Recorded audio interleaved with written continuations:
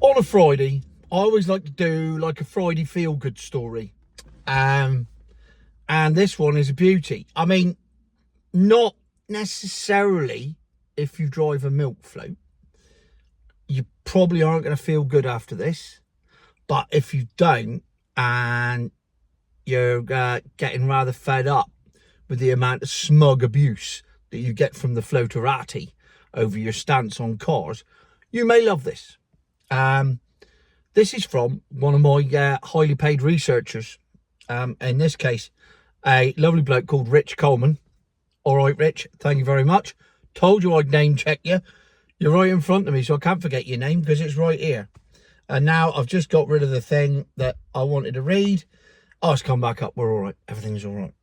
So he sent me this article. And I kid you not. Hang on, look, I'm going to screenshot this just to prove that I'm not making this up. Screenshot. Look at screenshot. Because I can't be asked to go and edit the video and drop this in. So this is an article from Microwave News. Oh, yes. I'm not making this up. I mean, who knew there was a Microwave News for a start? Not me. Is one of the people that didn't know there was a Microwave News, but there is. So I'd like to read from Microwave News now, granted, right? Normally, if I said I was going to read from Microwave News, I'd expect everyone to turn off at this point. But this is like Jack and Ori when they were reading a good story. This is not Jack and Ori when Prince Charles read The Old Man of Lochnagar. There's some trivia for you.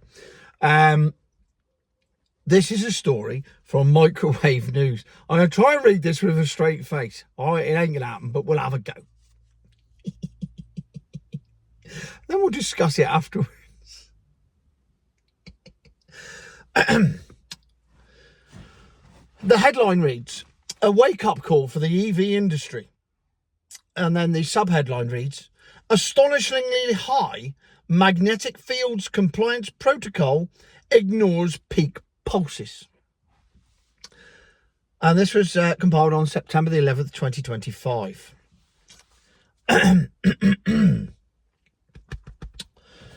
Drivers and passengers of electric vehicles are routinely bathed in surprisingly strong electromagnetic pulses, according to the most comprehensive measurement survey ever carried out.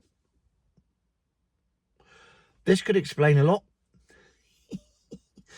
The article continues. These transients, as they are called, that's the electromagnetic pulses, not the milk floaters, just for clarity, are fast bursts of energy, definitely not the floaters, which have been implicated in numerous health controversies over the last 40 years, always without resolution. Oh, that's took a turn, isn't it? Shit. This is getting a bit serious now. The new survey, which included close to 1 million individual measurements, they've done their own work here, people, in 13 different electric and hybrid car models. Oh, even the hybrids are in. The polished turds are in. Showed that peak fields often exceeded the current European reference limits.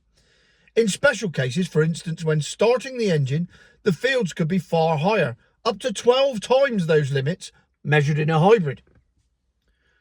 Gernot Schmidt, the study leader, said the peak fields are astonishingly high. Manufacturers could reduce them, he said, if magnetic fields were taken into account at every stage of vehicle design. One might think, he opined, their words, not mine, that some manufacturers do not consider the issue of magnetic field emissions at all, or sufficiently early on in the vehicle design. There are even more transients generated when stepping on the pedal or the brakes. So if you're going faster, you get more transients. If you're going slower, you get more transients. And if you're a milk floater, I drive with regenerative braking, so I am constantly feathering the accelerator and then dabbing on the brake to restore the energy into the battery as I go. That's the way to get the most efficiency out of the battery. It's also the way to get the most efficiency out of these electromagnetic pulses, it would appear. Whew.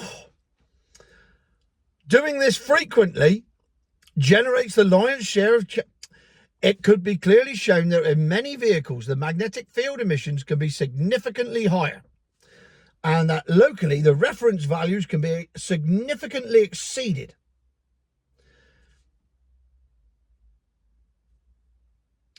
These transients would be common in urban stop-and-go traffic. The tracings below, measured in an Opel Corsa EV. Oh, there we go. The Corsa E is back again. Oh, and then there's a graph that shows some red lines. Anyway, that's enough of that. Because what we have got here is a situation where if you are driving a milk float, or indeed a hybrid, you are in fact driving a microwave on wheels. Now, my mate Gary won't have a microwave in the house. He says they sap the soul. Well, imagine driving one down the road for 10 to 20,000 miles a year, all the time, zapping yourself with electromagnetic pulses. Do you know what you are, floaters? You're a ready meal. That's what you are. You're a spag bowl in a plastic tray with one of those plastic covers over the top. And someone's just come, Elon Musk, for example, has come along with a knife and he's pricked it like that. And then he's chucked you inside his Tesla, stroke microwave. I mean, we've always said that they're appliances. Now they really are appliances. They're microwaves on wheels. I mean, they've stopped Meals on Wheels. You don't get that service anymore. Now we've got it again. Except, like my mother, she'd be down there and be like, where's me Meals on Wheels gone? All right, mother, he'll be here in a minute. Some bloke pulls up in a Tesla Model Y, gets out, walks in, goes, all right, Pauline, I'm your tea. Hey? I couldn't eat that much. No, I know, mother, but you've got a microwave meal there. Make the most of it. Let's face it, if you don't have it now, it's probably going to be gone off by tomorrow morning. So there we have it. The appliance thing was real, because they are now appliances. The other day I said they were like a fridge on wheels. Turns out I was wrong. Always happy to admit when I'm wrong. You lied again, you lied. They're not fridges on wheels at all. They are, in fact, I think you'll find, they are, in fact, microwaves. And I am a ready meal. I am a chicken korma. Bound to be a korma. No milk floaters having a madras. I am a korma. With boiled rice, not pilau rice. I don't like that fancy stuff. Oh, do you want some poppadoms and mango chutney? No mango chutney. I like my curry dry and tasteless and without any spice. No worries. I'll tell you what you could do, though. Here's an idea. Milk floaters are spending too much time in service stations. See, I'm now in the flow. Here we go. Milk floaters, they spend too much time in service stations. So what you could do is, rather than spend your time in a service station eating expensive food, on your way out, stop in Lidl, go see the missus, get yourself a ready meal out the fridge. That nice ready meals in, I had a spaghetti carbonara yesterday, so let's use that as an example, because I was a bit hungry. I just picked one up. I know it's lazy, but I don't care. Get your spaghetti carbonara before you leave the house, mind. Or if you're in the car already, take your car key out. Or if you're in a Tesla, you want to have a key.